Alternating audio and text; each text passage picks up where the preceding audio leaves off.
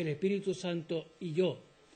Y esto es la quinta lección, o sea, la quinta y última, puesto que de aquí seguiré en otro tema. Pero de todas maneras, esta es la última y es llamado la Iglesia y yo. Y esperemos que a través de lo que iremos viendo podamos aprender de lo que nos enseña la palabra de Dios en cuanto sobre todo nuestra responsabilidad y nuestro deber en cuanto a aquello que Él nos ha revelado y ha puesto delante de nosotros. Hace algunos años tuve la oportunidad, junto con otros hermanos, incluyendo a Cándido y Luisa, también estaban conmigo, estuvimos visitando una zona que se llama Banias, en los altos del Golán, al pie del Monte Hermón y en las nacientes del río Jordán. Es un hermoso lugar y sobre todo hay una característica interesante y es que hay un riachuelo que brota de un manantial que está en una cueva en el costado de la montaña. Pero no solamente esa característica es prevaleciente en este lugar, sino sobre todo porque en este lugar sucedieron algunas cosas que realmente son importantes. El lugar se llama actualmente Banias. Antes se llamaba Panias, que fue edificado por los griegos como honor al dios Pan. Luego fue cambiado de nombre, pero de todas maneras, en cierto momento de la historia, Herodes Felipe, hijo de Herodes el Grande, remodeló y amplió y hermoseó la ciudad y le llamó Cesarea. Pero resulta que había otra Cesarea, Cesarea la Marítima, así que le puso Cesarea de Filipo, puesto que era él el que había hecho el trabajo. Ahora sí ya nos suena más familiar, Cesarea de Filipo. En este pasaje que hemos leído nos dice que en un momento del ministerio del Señor Jesucristo se acercó a ese lugar, Cesarea de Filipo. Ahora, habían sucedido varias cosas anterior a lo que se relata estos versículos. Ya había sucedido la multiplicación de los panes y los peces, una multitud enorme de gente le iba siguiendo precisamente por causa de todas las cosas que estaban sucediendo, que estaban como parte del ministerio del Señor, ya sea la sanidad de los enfermos, la multiplicación de los panes, etcétera, y todo aquello causaba una conmoción en medio de la gente de tal forma que más de uno le iba siguiendo, por los motivos que sea, pero había una cantidad de gente que apretujaba al Señor en cada lugar donde iba. Llegó un momento que el Señor se pregunta, bueno, a ver, ¿qué es lo que pasa aquí? Y pregunta a los discípulos, a ver, toda esta gente, todo este montón de gente, toda esta multitud de personas, ¿qué es lo que piensan acerca de mí? ¿Qué creen ellos que soy yo? ¿Qué es lo que pasa por su mente en cuanto a lo que está sucediendo y lo que estoy haciendo y lo que me estoy revelando, etcétera? ¿Qué es lo que piensa la gente acerca de mí? Es algo como salir a la calle con un micrófono y empezar a preguntar acerca de lo que piensa la gente de determinados temas, algo que es tan común en estos días. Y entonces la respuesta que le dieron fue, bueno, unos dicen Juan el Bautista, otros dicen Elías, otros acerca de Jeremías o alguno de los profetas. Es decir, no había una idea definida, no tenían ni idea acerca de qué realmente estaba pasando o quién era aquel que estaba haciendo obras tan maravillosas. Y entonces el Señor se vuelve a los discípulos y les dicen, vosotros, ahora me interesa saber qué es lo que pensáis. Ahora me interesa saber qué es lo que hay en vuestra mente y en vuestro corazón. ¿Qué creéis o qué pensáis que soy? ¿O quién creéis que soy yo? Y entonces Pedro, dándose prisa para contestar y haciéndose eco tal vez de lo que pensaban todos los demás, dice, tú eres el Cristo, el Hijo del Dios viviente. Aquello era una maravillosa declaración. Miremos un momento, vamos a añadirle algunas cosillas a este versículo, pero eso nos va a aclarar un poco acerca de la tremenda declaración que hizo Pedro en aquel lugar. ¿Tú qué? ¿Quién? Tú, Jesús, Yeshua, que significa Salvador. O sea que ya en esa primera palabra estaba diciendo, yo reconozco que tú eres el Salvador, el que ha venido. Recordemos que la primera cosa que fue dicha, que fue declarada en la Escritura era que Jesús sería llamado, que el Señor sería llamado Jesús cuando le pusieron el nombre, porque eso significaba Salvador. Y entonces en la primerísima palabra que estaba diciendo Pedro era reconociendo que Él era el Salvador. Pero añadió algo más, tú eres el Masaya, tú eres el Cristo, tú eres el ungido. Y esto implica tres cosas más. Estaba reconociendo que aquel que estaba en medio de ellos era rey, sacerdote y profeta. porque cualquier judío sabía perfectamente que las únicas 3 personas que se ungían eran los reyes, los sacerdotes y los profetas. Y entonces estaba diciendo, tú eres rey de reyes sobre nosotros, tú eres el supremo, tú eres sacerdote, es decir, aquel que va a ministrar, que va a ser de intermediario entre Dios y los hombres, aquel que va a llevar nuestra culpabilidad delante del Dios justo y todopoderoso. Tú eres sacerdote para siempre según el orden de Melquisedec.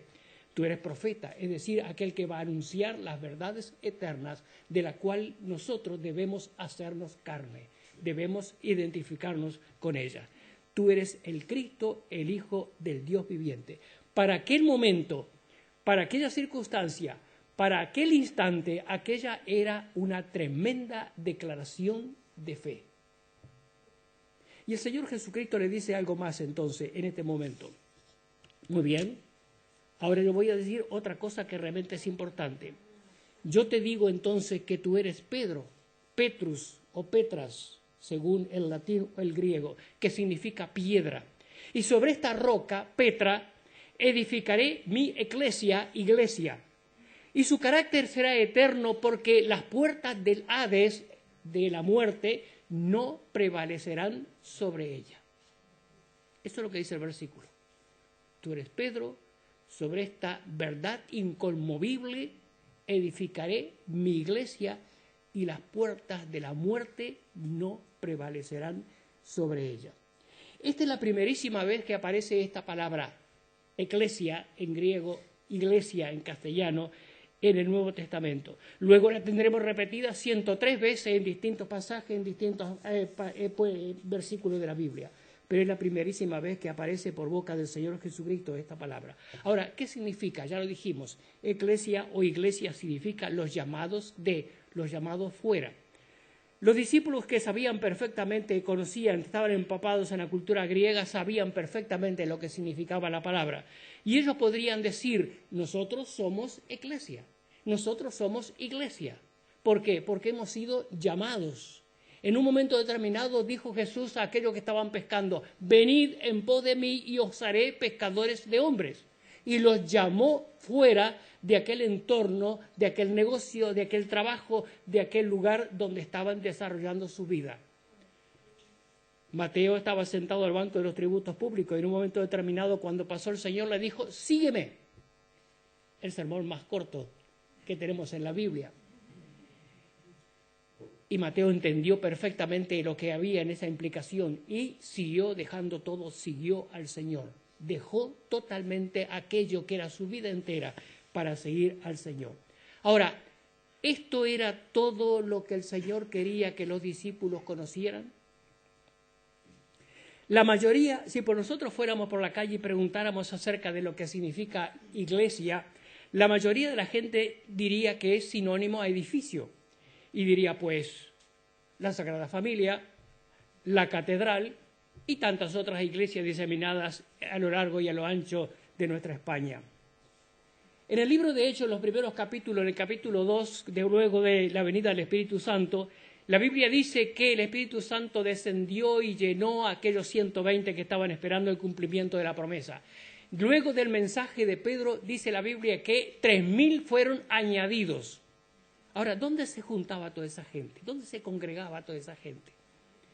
A medida que la iglesia crecía, comenzó la persecución. Y entre ellos tenemos a Saulo de Tarso, que iba por todas partes y arrastraba a la gente, sacaba, los llevaba a la cárcel, a la muerte, donde sea. La persecución al cristianismo, a esas nacientes congregaciones fue tremenda en los primeros tiempos. A medida que pasaba el tiempo, hubo tiempos en que era más fuerte, más débil, hasta que se cortó, cuando Constantino en el año 303 se editó un edicto en el cual declaró el cristianismo como religión legal o formando parte del Estado. Desde ese momento entonces se abrió la puerta y la gente comenzó a edificar iglesias, edificios. Por todos lados aparecieron. Es interesante que si visitando Israel y yendo a los lugares bíblicos, lo que nos encontramos en todos en todos, absolutamente en todos esos lugares, una iglesia. Y uno dice, ¿y esto? Pero es así. Se edificaron iglesias por todas partes. En todas partes del continente, en todas partes del Imperio Romano se levantaron iglesias. Muy conocida la iglesia, la Basílica de San Pedro en Roma y la iglesia de Santo Sepulcro eran prácticamente las más emblemáticas. Pero esta era la iglesia a la cual se refería el Señor en este pasaje que hemos leído. En capítulo 8 del libro de Hechos, capítulo 8, versículo 1 al 3, dice, Pablo asolaba la iglesia y entrando casa por casa arrastraba a los hombres y a las mujeres. Hechos capítulo 15, versículo 4, dice, Pablo y Bernabé, llegados a Jerusalén, fueron recibidos por la iglesia. Romanos 16, 5 dice, mis saludos a la iglesia que se reúne en el hogar de ellos. Colosenses 4, 15, la iglesia que está en su casa. Filemón 2, a nuestra hermana Apia y a Arquipo, nuestro compañero en la lucha, y a la iglesia que se reúne en tu casa. Y estos versículos nos dicen algo muy importante, que era precisamente lo que Jesús tenía en mente cuando habló en Hechos, en Mateo capítulo 16, versículo 18, de que la iglesia no son los edificios. La iglesia no son estas paredes, aunque tenga un cartel afuera que diga Iglesia Benecer. Pero la iglesia no es esto, porque si no fuéramos todos los que estamos aquí adentro, sería nada más ni nada menos que 4 paredes y nada más. La iglesia que el Señor tenía en mente estaría formada por hombres y mujeres, redimidos por la sangre del Cordero de Dios,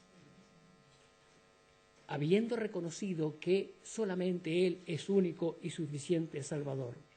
La iglesia verdadera, universal, invisible, no es ningún edificio. Y digo más, no es ninguna denominación. No importa que se llame como se llame. La iglesia está integrada por hombres y mujeres que han recibido a Cristo como único y suficiente Salvador. O dicho de otra manera, la iglesia, según Mateo 16, 18, eres tú y soy yo. Eso es la iglesia. No es este edificio, por más bonito que sea. No, somos nosotros la iglesia, tú y yo.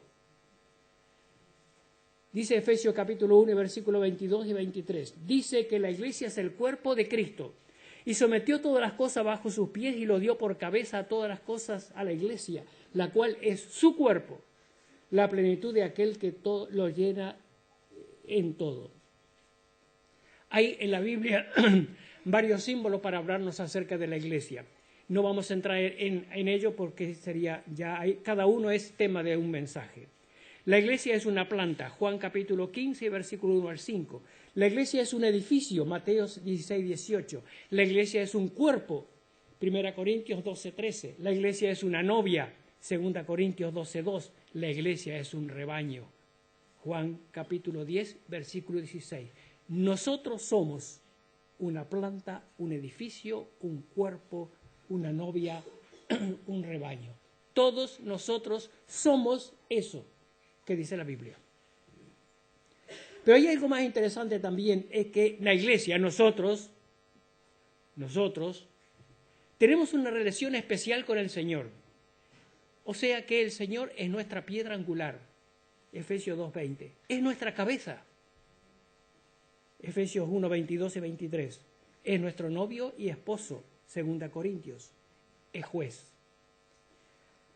Volviendo otra vez a Mateo 16, 18, dice, sobre esta roca edificaré mi iglesia. Hay 2 palabras claves en este versículo, sobre la roca y edificaré. El orden de las palabras es muy importante, precisamente por eso lo dijo el Señor. No dijo, edificaré mi iglesia sobre la roca, dijo, sobre esta roca edificaré.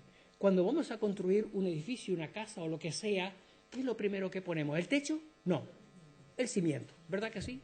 El cimiento. Ahora, en este tiempo moderno en que se construye de muchas maneras, en distintas formas, etcétera, etcétera, los métodos han cambiado, pero antes la gente cuando iba a construir una casa empezaba a cavar, y cavaba, y cavaba, y cavaba, hasta que encontraba la roca, exactamente. y entonces comenzaba a levantar la casa. No había otra manera. Hasta que no se llegaba a la roca no se hacía absolutamente nada. ¿Por qué? Porque el edificio tenía que tener un cimiento bien firme. Edificar es construir, y es sumamente importante sobre qué estamos construyendo.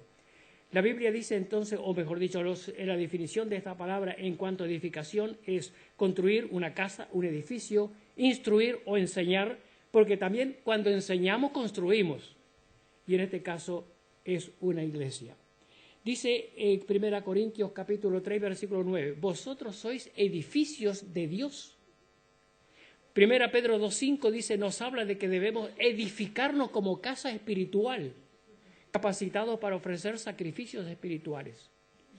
Efesios 2, 19 al 22 dice, ya no sois desconocidos ni extranjeros, sino conciudadanos, miembros de la familia de Dios, edificados sobre el mismo fundamento, la enseñanza apostólica, pero sobre todo cimentados sobre la roca que es Cristo. 1 Corintios capítulo 3, versículo 11, Pablo dijo, nadie puede poner otro fundamento que el que está puesto, el cual es Jesucristo. No hay otro fundamento, en el cual el edificio bien trabado se va levantando como una morada de Dios en el Espíritu. En el libro de Efesios capítulo 7, hay una cantidad de dones que están definidos en forma bien clara en cuanto el capítulo 4, debí decir versículo 7. Efesios capítulo 4 y versículo 7 dice que somos un cuerpo, un espíritu, como fuisteis también llamados a una misma esperanza de vuestra vocación, un Señor, una fe, un bautismo, un Dios y Padre de todos, el cual es sobre todos y por todos y en todos. Pero luego habla acerca de dones que fueron dados precisamente a la iglesia, al cuerpo de Cristo. ¿Para qué razón? Para la edificación del cuerpo de Cristo. En otras palabras, Dios está muy preocupado y ocupado en la edificación de su iglesia, de nosotros. Cuando digo su iglesia, no olvidemos esto, en nosotros. No pensemos en las paredes, en nosotros. Dios está ocupado, preocupado e interesado en la educación, la cimentación, en la formación, la construcción de una vida que realmente te honre y te glorifique en todo tiempo y en todo lugar. Y ha levantado y ha dado dones a determinadas personas precisamente para eso. Porque dice aquí el versículo 12, a fin de perfeccionar a los santos para la obra del ministerio, para la edificación del cuerpo de Cristo, hasta que todos lleguemos a la unidad de la fe y del conocimiento del Hijo de Dios, a un varón perfecto, a la medida de la estatura de la plenitud de Cristo, para que no seamos niños fluctuantes, llevados por doquiera de todo viento de doctrina. En otras palabras, lo que Dios no quiere es que sigamos en el paso del tiempo bebiendo leche, sino que comamos comida sólida. La leche es para los primeros tiempos, la leche es para el comienzo, la leche es como el niño para los primeros años, pero luego hay que ir aumentando y preocupándonos de comer bebida sólida para afianzarnos, porque si no nos convertiremos en una familia de gente fluctuante, que es llevada de todo viento de doctrina para aquí y para allá, que está influenciado tal vez por pensamientos de hombre, que no tiene solidez, que no tiene cimentación, que no tiene cimiento, que no está afirmado. Y entonces cualquier viento de doctrina le mueve, le lleva, le traslada y lo que sea. Por eso hay tanto movimiento de gente dentro del cuerpo de Cristo. Por eso hay tanta gente que va y viene, va y viene, va y viene, va y viene. ¿Por qué? Porque no hay cimiento, porque no hay solidez, porque no se ha echado raíces, porque no se ha edificado sobre la roca que es Cristo y no se ha levantado sobre la sana doctrina, la enseñanza apostólica, de acuerdo a la declaración de la palabra de Dios. Por eso Dios dice, edificaré mi iglesia sobre la roca, y eso es el plan de Dios. Quiere que nosotros seamos edificados y seamos firmes en aquellas cosas que Él ha revelado. El Señor está muy interesado en nosotros y preocupado por nuestra edificación, pero no sobre palabras huecas, sino sobre la roca, es decir, sobre algo firme, verdades eternas de la palabra de Dios. Y ahora volvamos al tema del principio. La iglesia y yo. ¿Por qué no dije mi iglesia y yo? Porque, por lo que estábamos diciendo al principio. Porque la iglesia soy yo. Porque cada uno de nosotros somos la iglesia. Y debemos entender en nuestra mente y en nuestro corazón la tremenda responsabilidad que tenemos precisamente por ser la iglesia. Por ser nosotros la iglesia. Dice la Biblia en Efesios capítulo 2, versículo 25, somos miembros los unos de los otros. Somos una familia. Somos una familia. Efesios 2, 19 dice, ya no sois desconocidos ni extranjeros, sino conciudadanos y miembros de la familia de Dios. Cuando recién llegamos a estas 4 paredes que nos sirven para congregarnos como iglesia, muchos de nosotros no conocíamos a aquel que se sentaba a nuestro lado. Pero sin embargo, somos miembros de esta familia. Y en el paso del tiempo fuimos conociéndonos y fuimos integrándonos dentro de esta congregación. Pero debemos darnos cuenta de algo muy importante. Comprender esta verdad tiene sus implicaciones. Encierra bendiciones, encierra alegrías, encierra tristezas. Encierra discrepancias, encierra responsabilidades, encierra desacuerdos, encierra beneficios, encierra muchas cosas, porque todos somos distintos, ¿verdad que sí? Venimos de formaciones distintas, de hogares distintos, de países distintos, hablamos distinto, aunque todo es castellano, pero en fin, tenemos nuestro acento. ¿Verdad que sí? Pero somos iglesia, somos familia. Levante la mano a alguien que tenga una familia perfecta. ¿Verdad que no? Nadie. ¿Acaso hay alguna familia en donde nunca hay un problema, donde nunca hay una discrepancia, donde nunca hay una pelea, donde nunca hay un desacuerdo? Donde jamás en la vida hay alguien que no está de acuerdo con la otra persona y discute y se enoja y se enfada y lo demás? Pues nosotros somos esa clase de familia también. Nosotros somos esa familia. Y por eso debemos entender que por encima de todas las cosas debemos buscar la armonía dentro del cuerpo de Cristo. Vamos a leer unos versículos y vamos a dejar el resto para la tarde, puesto que vamos a seguir con el mismo tema. Pero vamos a leer unos versículos en el libro de Hechos, capítulo 2. Y inmediatamente a la venida del Espíritu Santo, en el Hechos 2, capítulo 41, nos dice, así que los que recibieron su palabra fueron bautizados y se añadieron aquel día como 3.000 personas. Así que tenemos 3.120 personas juntas. Lo interesante es lo que viene después. Lo interesante es cada uno de los versículos que encontramos a continuación. ¿Quién les había enseñado? ¿Quién les había dicho? ¿Quién les había mostrado lo que tenemos revelado en estos versículos? Solamente Dios. Pero miren lo que hay ahí en estos versículos. En el versículo 42 dice, y perseveraban en la doctrina. En otras palabras, tenían deseo de aprender. Deseo de aprender. Aquella familia de 3.120 personas tenía deseo de aprender de aquellos que tenían mucho para enseñarle. En segundo lugar, dice, tenían compañerismo, es decir, había comunión entre ellos.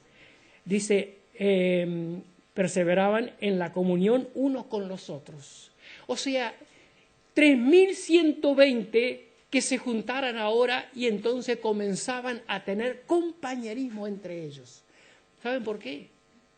Precisamente porque del compañerismo es donde nace el otro aspecto sumamente importante en la familia y en esta familia, que es la unidad.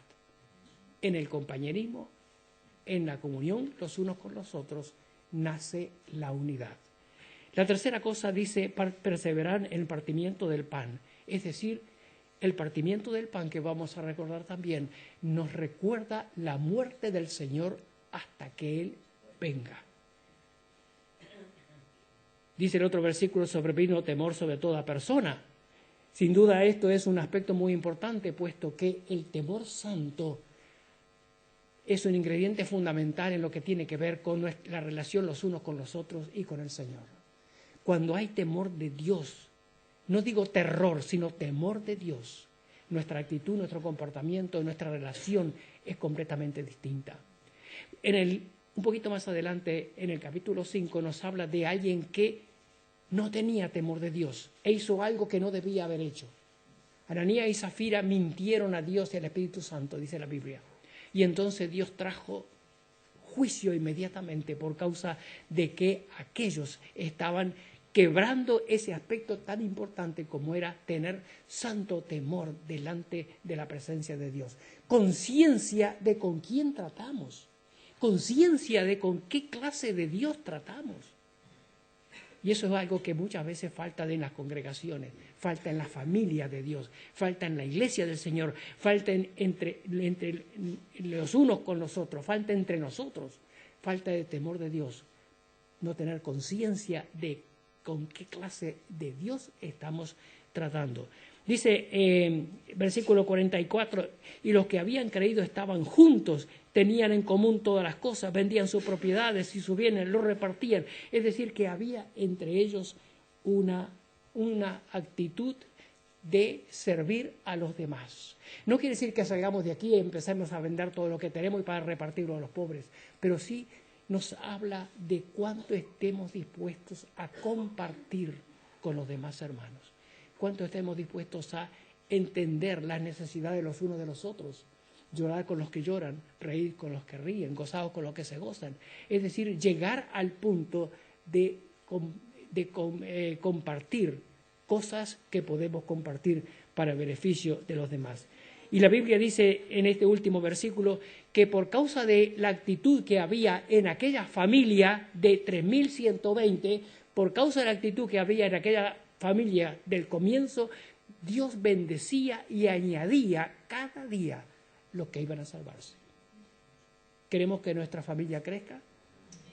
Miremos este ejemplo, pongámoslo en práctica y veremos la bendición de Dios. Hasta la tarde, seguiremos un poco más en la tarde.